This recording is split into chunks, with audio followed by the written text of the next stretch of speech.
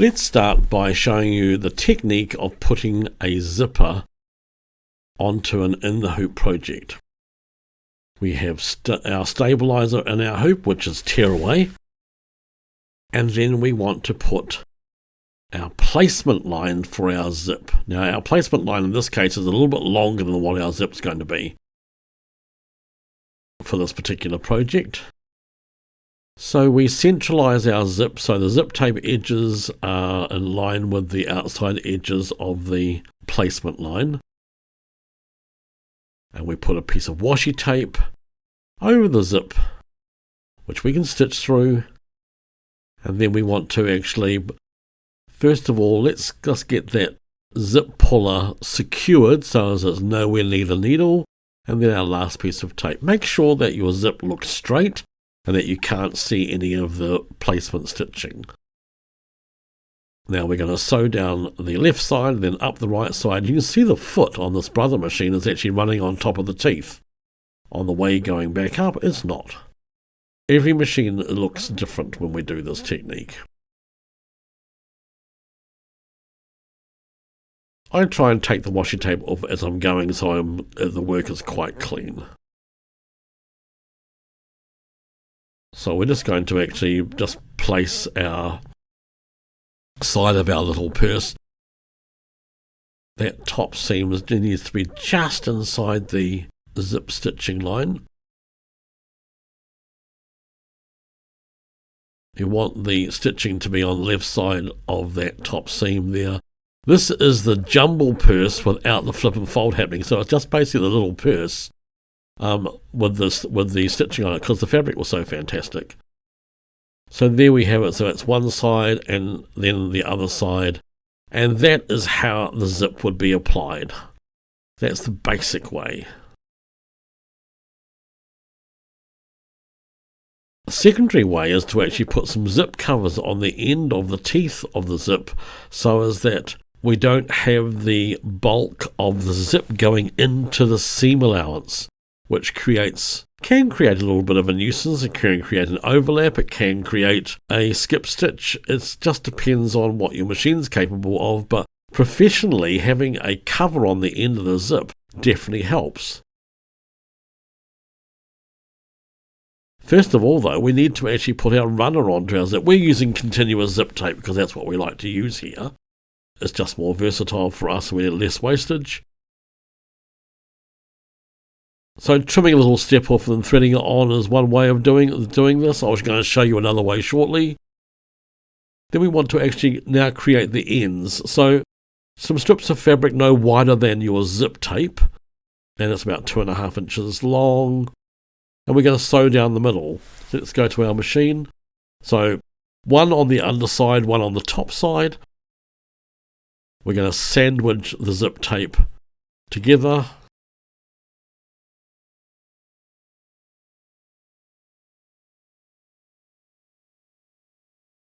Put the top on. So it's right sides together, both sides, and then we're going to place it in and stitch halfway along the length, so about 1.25 inches.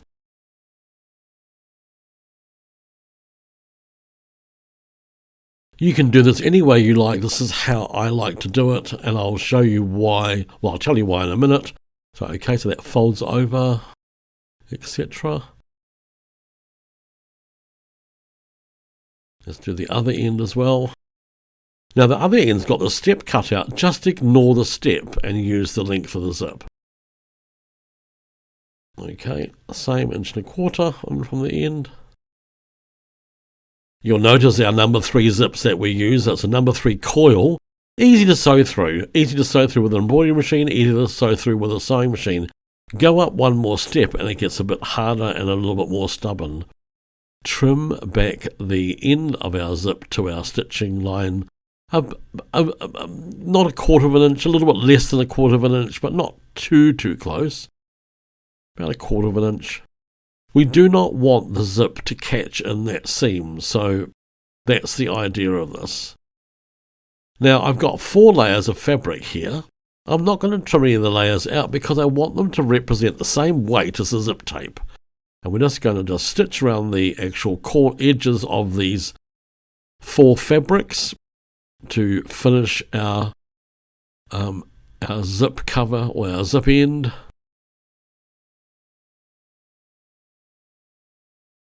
Okay, same thing. Stack the fabrics, keep them all in line, and just stitch on the inside of the, what I call seam allowance,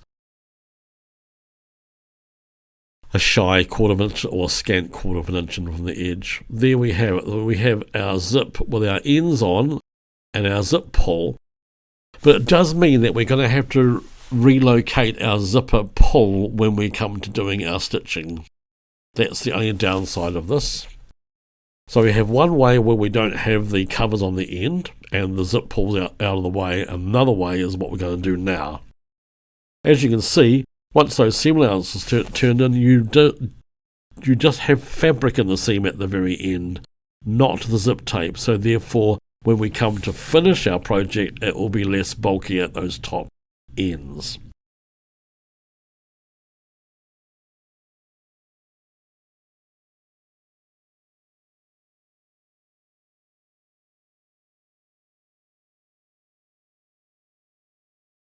Right, so setting up, same scenario. Just make sure that our zip is centered between the ends of the placement lines. Now I can see now I'm slightly out at one end. I'm just going to centralize, pull it up a bit, centralize it.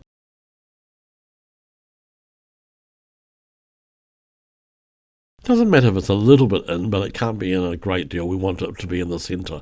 We want the same amount of cover at each end of the zip. There we go. Make sure you know where that zip pull is. Do not want to be putting a needle through it. And our zip needs to be straight. Okay.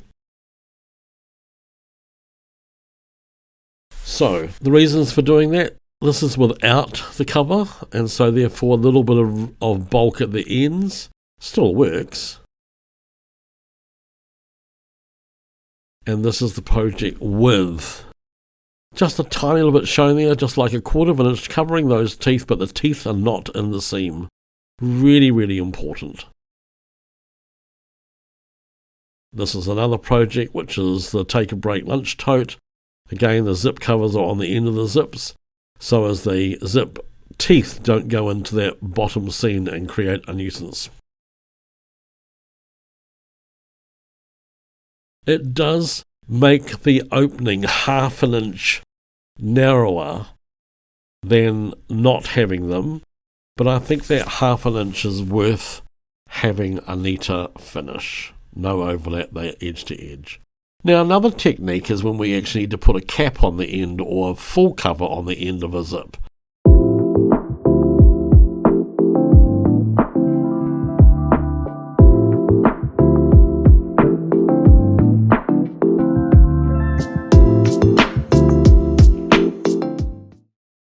We want to have a piece of fabric which is 3 times the width of our zip tape. And then we put right sides together and we stitch a shy or a narrow 1/2 inch. This is probably saying that it wants to be a large 3/8 of an inch seam.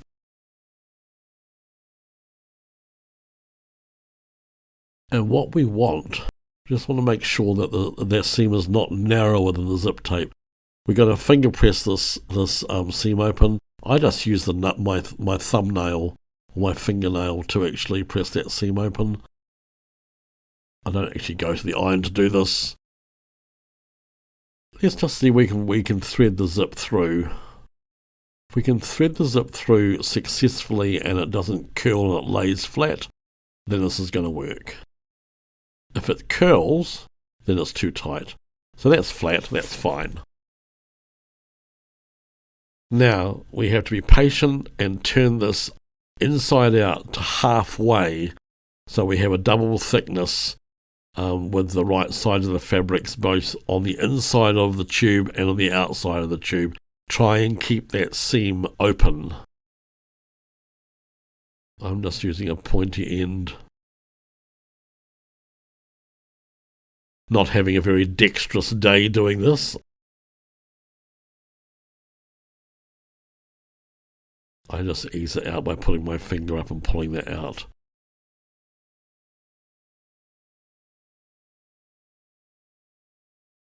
Yep, just wind it through.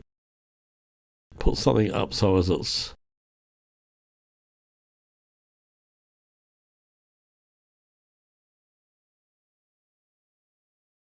make sure there's no twist in it. Right, so once those raw ends are level at the end, we need to thread our zip through this hole. We thread the zip on through the folded end, and the seam should be on the back, matching the back zip teeth.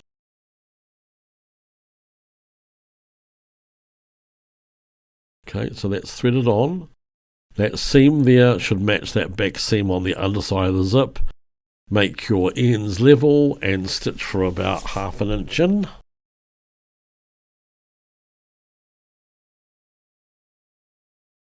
Number 3 coil zips make it really easy to stitch with through with a sewing machine. I've got no different needle. I've actually probably got an 80 jeans needle in, normal thread. Let's just cut that zip tape out.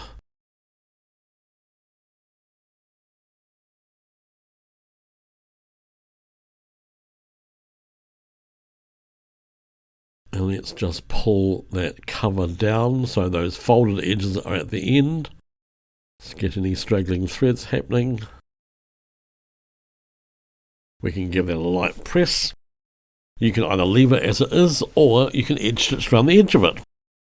So I'm going to change my foot and put a straight stitching sole on, or my favourite patchwork sole, and I'm just going to edge stitch it around the perimeter to make it flat. I'm using my needle case as a humper jumper at the back of my foot so as I don't get any resistance to the stitching starting.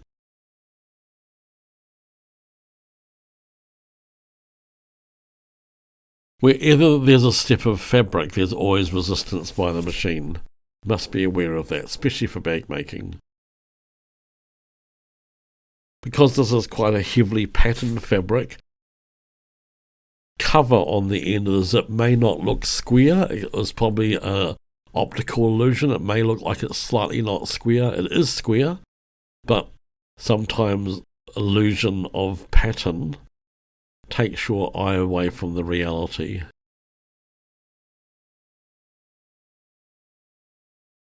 So that's why. So I do that on both ends. Make sure you put the zip runner on though.